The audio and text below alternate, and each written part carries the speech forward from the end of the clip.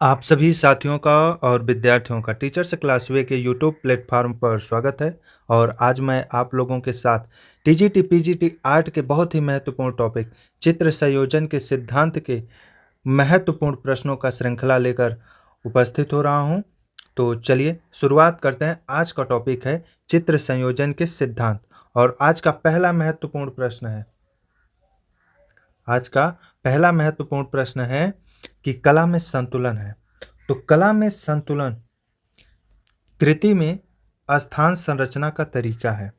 कृति में स्थान संरचना का तरीका, कला में संतुलन कृति में स्थान संरचना का तरीका है। और संतुलन क्या है? संतुलन वह नियम है जिसके आधार पर चित्र भूमि के समस्त समान तथा विरोधी प्रभावों को व्यवस्थित किया जाता है, वही संतुलन है। नेक्स्ट, चित्र में केंद्रीयता प्रायः कहाँ होनी चाहिए?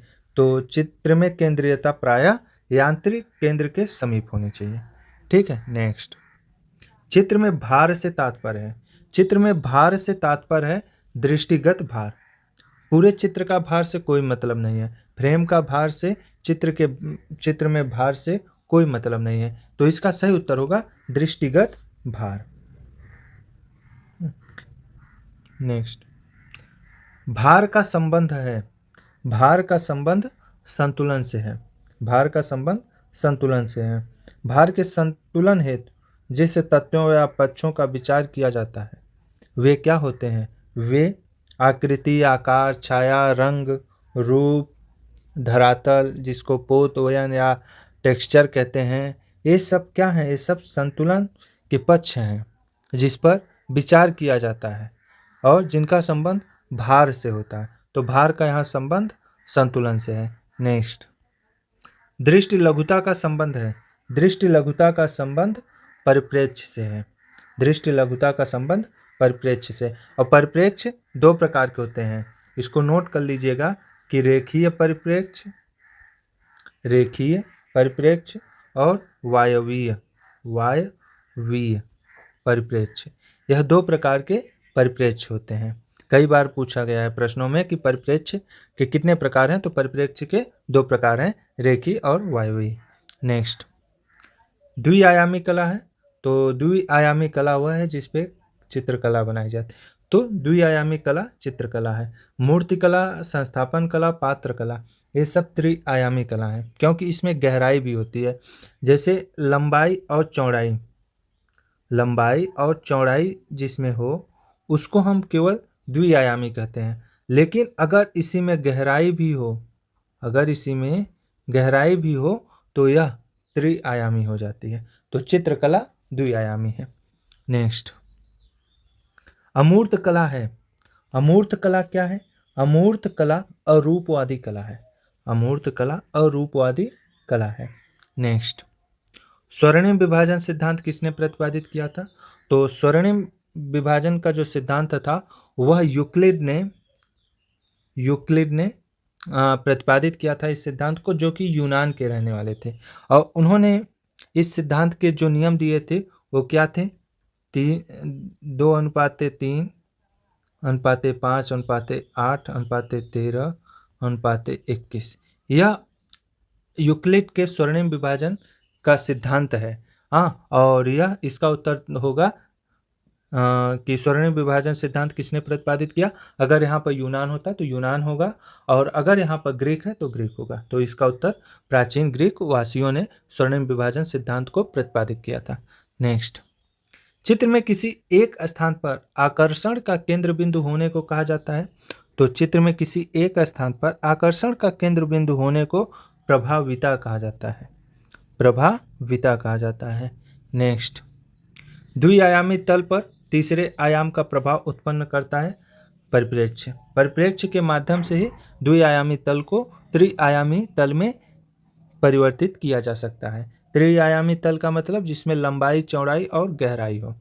ठीक है। नेक्स्ट, संयोजन के सिद्धांतों के अंतर्गत कौन सा तत्व नहीं होता? तो अंतराल जो है यह चित्र संयोजन के सिद्धांत का इससे कोई संबंध नहीं है। अंतराल क्या है? अंतराल एक तत्व है, यह कला का तत्व है, न कि चित्र के संयोजन के सिद्धांतों के अंतर्गत है। तो इसमें से यही भिन्न है। नेक्स्ट, लय लय एक क्या है? सममिति है। सममिति है। तो लय एक सममिति है। लय को अंग्रेजी में रिद्म कहते हैं। कहते हैं ना कि कुछ भी करो रिद्म के साथ, रिद्म लय के साथ करिए। इसका अंग्रेजी नाम भी रिद्म है। ठीक। नेक्स्ट, संयोजन का सिद्धांत नहीं है। देखिए, इसमें से सहयोग, सामंजस्य, प्रमाण, रूप जो है यह कला का तत्व है। रूप कला का तत्व है। यह संयोजन का सिद्धांत नहीं है। नेक्स्ट, परिप्रेक्ष्य की दृष्टि से हमें घन के कितने पक्ष दिखाई पड़ते हैं? देखिए, किसी भी घन में 6 सरफेस होते हैं, यानी कि 6 पृष्ठ होते हैं। हाँ, ठोस घन में 6 पक्ष होते हैं, जिसे सरफेस भी कहते हैं, या पृष्ठ भी कहते हैं, या तल भी कहते हैं। तो परिप्रेक्ष्य की दृष्टि से हमें घन के कितने पक्ष या तल दिखाई पड़ेंगे? तो इसका उत्तर होगा 3। पीछे के वीडियो में इस पे चर्चा भी किया हूँ, उसको जाकर देख लीजिएगा। नेक्स्ट, प्रमाण को अन्य रूप में भी जाना जाता है। तो प्रमाण को अन्य रूप में संबद्धता का सिद्धांत के रूप में जाना जाता है। प्रमाण को संबद्धता के सिद्धांत के रूप में जाना जाता है। प्रमाण से तात्पर्य है नाप, मात्रा या अनुपात। ठीक। नेक्स्ट, चित्रभूमि को कितने रूपों में विभक्त किया जा सकता है? यह संभव है। चित्रभूमि को कितने रूप में हम इसको विभक्त कर सकते हैं? यह किस सिद्धांत से संभव है? तो इसका संभव स्वर्णिम विभाजन सिद्धांत से है। स्वर्णिम विभाजन सिद्धांत के आधार पर ही चित्रभूमि को कई रूपों में विभाजित किया जा सकता है। नेक्स्ट, विविध प्रकार की सामग्री को चिपकाकर बनाए गए चित्र को कहा जाता है। विविध प्रकार की सामग्री को चिपकाकर बनाए गए चित्र को कोलाज कहा जाता है। विविध प्रकार की सामग्री का मतलब है कि जैसे रंगीन कागज, अखबार, फोटोग्राफ के टुकड़े, कांच, प्लास्टिक, लकड़ी, कपड़ा, अनेक प्रकार की वस्तुएं जो होती हैं वही कोलाज में के अंतर्गत आती है। अनेक प्रकार की वस्तुओं को जब हम चिपकाकर कोई भी धरातल बनाते हैं तो उसी धरातल को हम कोलाज कहते हैं। ठीक है। नेक्स्ट, परिप्रेक्ष्य कितने प्रकार का होता है? तो परिप्रेक्ष्य जो है वो यह 2 प्रकार का होता है, रैखिक परिप्रेक्ष्य और वायवीय परिप्रेक्ष्य। नेक्स्ट, यथार्थवादी और ठोस दिखाने के लिए प्रकाश और छाया के माध्यम से बनाया गया चित्र कहलाता है। तो प्रकाश और छाया के माध्यम से बनाया गया चित्र 3 आयामी कहलाता है। नेक्स्ट, प्रवाह का अर्थ है। प्रवाह का अर्थ है, तो प्रवाह का अर्थ गति है। गति जो है यह प्रवाह का अर्थ है। प्रवाह का अर्थ गति है। नेक्स्ट, संयोजन के सिद्धांत है। तो देखिए, संयोजन के सिद्धांत में इसमें से रेखा, रंग, अंतराल, ये तीनों क्या हैं? ये तीनों तत्व हैं। किसके? कला के। जबकि प्रभाविता जो है यह संयोजन का सिद्धांत है। संयोजन के 6 सिद्धांत होते हैं। संयोजन के 6 सिद्धांत होते हैं। इसको लिख लीजिए, इसमें स्पेस नहीं है। संयोजन के 6 सिद्धांत होते हैं, जिनमें सबसे पहला है सहयोग। सबसे पहला है सहयोग या एकता। दूसरा है सामंजस्य। तीसरा है संतुलन। चौथा है प्रभाविता और 5वां है प्रवाह या लय। 6ठा है प्रमाण या अनुपात। तो यह संयोजन के 6 सिद्धांत हैं। ठीक है। सहयोग या एकता, दूसरा सामंजस्य, तीसरा संतुलन, चौथा प्रभाविता, 5वां लय या प्रवाह, 6वां प्रमाण या अनुपात। इसको नोट कर लीजिएगा। नेक्स्ट, चित्र की लंबाई व चौड़ाई के विस्तार को कहते हैं। तो चित्र की जो लंबाई और चौड़ाई का विस्तार है उसी को हम अंतराल कहते हैं। उसको हम रूप, रेखा और मान नहीं कहते, बल्कि उसको हम अंतराल कहते हैं। ठीक है। नेक्स्ट, चित्र में दृष्टिगत भार संयोजन के किस तत्व से जुड़ा रहता है? तो चित्र में दृष्टिगत भार संयोजन के किस तत्व से जुड़ा रहता है? इसका उत्तर होगा संतुलन। संतुलन से यह जुड़ा रहता है। नेक्स्ट, त्रिआयामी चित्रण में होता है, अभी हमने पीछे के प्रश्नों में बताया कि त्रिआयामी चित्रण में लंबाई, चौड़ाई और गहराई तीनों चीजें होती हैं। नेक्स्ट, चित्र में पतले रंग के साथ मोटे खुरदुरे रंग का प्रयोग क्या लाता है? चित्र में पतले रंग के साथ मोटे खुरदुरे रंग का प्रयोग चित्र में विरोधाभास लाता है। चित्र में क्या लाता है? विरोधाभास लाता है। चित्र में विरोधाभास लाता है। नेक्स्ट, शांत भावाभिव्यक्ति के लिए किस तरह का संयोजन होना चाहिए? तो शांत भावाभिव्यक्ति के लिए किस प्रकार का संयोजन होना चाहिए? विकर्ण संयोजन होना चाहिए। नेक्स्ट, चित्र में एकरसता समाप्त करना किसका कार्य है? चित्र में एकरसता समाप्त करना किसका कार्य है? तो यह कार्य प्रभाविता का है। यह कार्य प्रभाविता का है। नेक्स्ट, दृष्टि के कोण के कारण आकारों में छोटापन आता है, उसे क्या कहते हैं?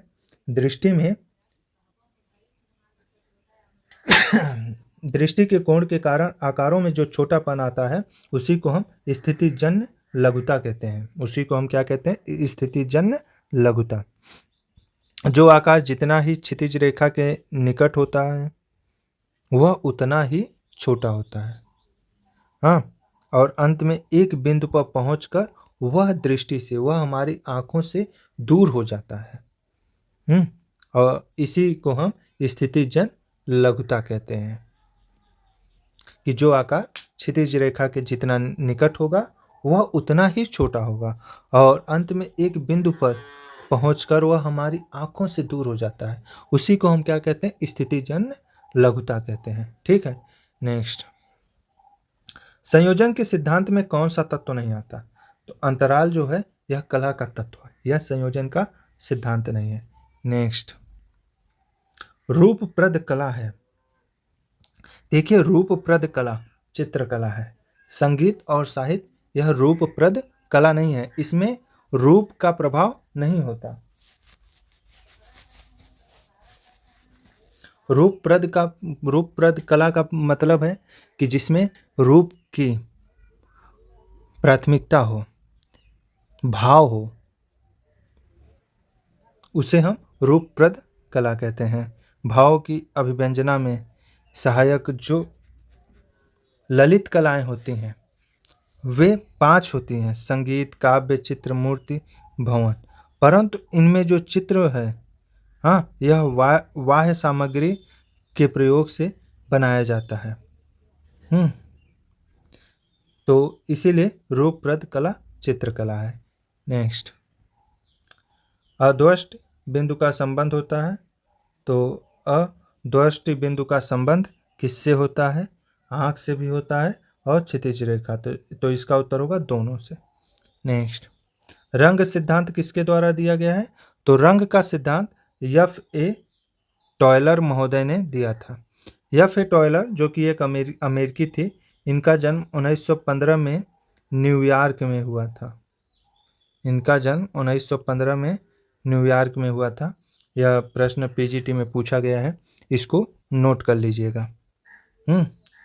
नेक्स्ट, निम्नलिखित में से कौन सी कला रूपप्रद कला नहीं है? अब देखिए, रूपप्रद कला नहीं है तो संगीत जो है यह रूपप्रद कला नहीं है। चित्रकला, मूर्तिकला और स्थापत्य कला ये तीनों रूपप्रद हैं, ये तीनों रूपप्रद हैं, जबकि संगीत जो है यह रूपप्रद कला नहीं है। यह स्वर कला, वाणी कला, स्वर विज्ञान से संबंधित है, इसे हम गमक भी कहते हैं। ठीक है। नेक्स्ट, स्वर्णिम विभाजन नियम है। तो स्वर्णिम जो विभाजन नियम है यह अनुपात का है और यह नियम क्या है कि 2:3:5 अनुपाते 8 अनुपाते 13 अनुपाते 21 अनुपाते 34। इस स्वर्णिम विभाजन का जो नियम है इसे यूक्लिड ने दिया था, जो कि जिनका संबंध यूनान से था। नेक्स्ट, भारतीय चित्रकारों और मध्यकालीन यूरोपीय चित्रकारों ने चित्रभूमि विभाजन की कौन सी पद्धति का प्रयोग किया था? तो उन्होंने समविभक्ति पद्धति का प्रयोग किया था। नेक्स्ट, दृश्य कलाओं व प्रदर्शन कलाओं में आवश्यक तत्व हैं। तो दृश्य कलाओं व प्रदर्शन कलाओं में आवश्यक तत्व संतुलन है। दृश्य कलाओं व प्रदर्शन कलाओं में आवश्यक तत्व संतुलन है। नेक्स्ट, चित्र के लिए सबसे महत्वपूर्ण घटक है। तो चित्र के लिए सबसे महत्वपूर्ण घटक अच्छा संयोजन है। चित्र के लिए सबसे महत्वपूर्ण घटक अच्छा संयोजन है। नेक्स्ट, वस्तु निरपेक्ष अमूर्त चित्रण में किसका महत्व सर्वोपरि है? वस्तु निरपेक्ष अमूर्त चित्रण में संयोजन का महत्व सर्वोपरि है। संयोजन का महत्व सर्वोपरि है।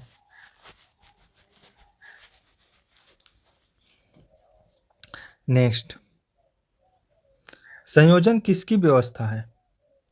संयोजन किसकी व्यवस्था है? तो जो संयोजन है यह कलाकृति के अंदर तत्वों की व्यवस्था है। नेक्स्ट, चित्रण में दृष्टि प्रभाव को महत्व देना कहलाता है। तो चित्रण में दृष्टि प्रभाव को महत्व देना प्रभाविता कहलाता है। संयोजन के 6 सिद्धांत हैं। अभी पीछे के ही प्रश्नों पर पीछे के प्रश्नों पर इस पर चर्चा की है कि इनमें से 6 सिद्धांत, जैसे पहला है सहयोग या एकता। तो संयोजन के अंतर्गत प्रयोग में आने वाले विभिन्न तत्वों के मध्य जो एकता और समानता है, उसे हम सहयोग और एकता के माध्यम से व्यक्त करते हैं। और दूसरा जो होता है सामंजस्य। कला रचना के अंतर्गत प्रयोग में आने वाले तत्वों रेखा, रूप, वर्ण, पोत आदि की पारस्परिक संबद्धता व समन्वय ही सामंजस्य कहलाता है। इन सबको नोट कर लीजिए। और तीसरा होता है संतुलन। यह मानव जीवन का आधार है। यह जांच की गतिशीलता को भी आधार प्रदान करता है। चौथा है प्रभाविता। चित्र में प्रभाविता से तात्पर्य है दृष्टि का महत्वपूर्ण तत्व पर सर्वप्रथम जाना। तो दृष्टि प्रभाव को महत्व देना प्रभाविता का सिद्धांत है। और पांचवा है लय या प्रवाह। सामंजस्यपूर्ण अवयवों की पुनरावृत्ति से उत्पन्न निरंतरता लय कहलाती है। और छठवां है प्रमाण। प्रमाण को अनुपात भी कहा जाता है, जिसका संबंध लंबाई और चौड़ाई से होता है। ठीक है। नेक्स्ट, दृश्य चित्र में परिप्रेक्ष्य से स्पष्ट होता है। तो दृश्य चित्र में परिप्रेक्ष्य से क्या परिप्रेक्ष्य से स्पष्ट होता है? वस्तु की स्थिति। नेक्स्ट, एक मकान का अंकन परिप्रेक्ष्य के सिद्धांत के अनुसार है। एक मकान का अंकन परिप्रेक्ष्य के सिद्धांत के अनुसार रैखिक परिप्रेक्ष्य है। क्या है? रैखिक परिप्रेक्ष्य। नेक्स्ट, इनका परिप्रेक्ष्य सिद्धांत में महत्व है। इनका परिप्रेक्ष्य सिद्धांत में महत्व है। किसका? दूरी और निकटता का, प्रकाश और रंग का, विलीयमान बिंदु और क्षितिज रेखा, उपरोक्त सभी का परिप्रेक्ष्य सिद्धांत में महत्व है। नेक्स्ट, विभाजन में सामंजस्य बनाने के लिए क्या आवश्यक है? तो विभाजन में सामंजस्य बनाने के लिए अनावश्यक तथ्यों से बचना, उचित बनावट का उपयोग, रंगों और स्वरों का भिन्नता, डी ए सभी। तो इसका उत्तर होगा यह सभी। तो यह चित्र संयोजन सिद्धांत के बहुत ही महत्वपूर्ण प्रश्नों का श्रृंखला था जो मैंने आप लोगों के साथ साझा किया। आप लोग निरंतर अपना अभ्यास करते रहिए। मैं जितने भी प्रश्नों पर चर्चा कर रहा हूँ उनके साथ भी जिन प्रश्नों पर चर्चा कर रहा हूँ उसे आप नोट करिए और उसको याद भी करिए।